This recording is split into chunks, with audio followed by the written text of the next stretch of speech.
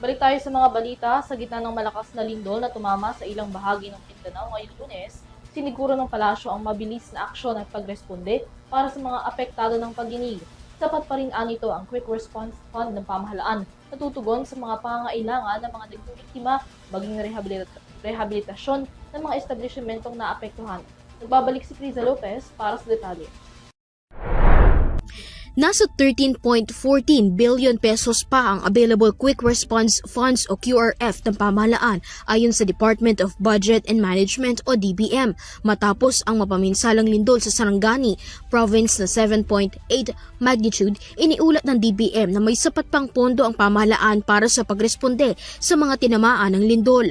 Batay sa datos ng DBM, may combined na 13.14 billion pesos pa ang tanggapan na may tungkuling rumesponde sa oras ng kalamidad. Hiwalay pa ang 34.23 billion pesos na pondo ng National Disaster Risk Reduction and Management Council.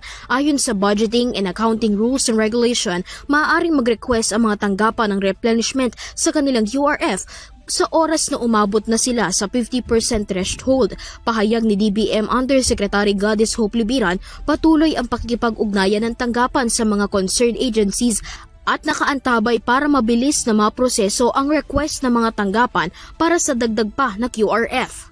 Para sa EuroTV News, Criza Lopez, sumasaludo sa bawat Pilipino.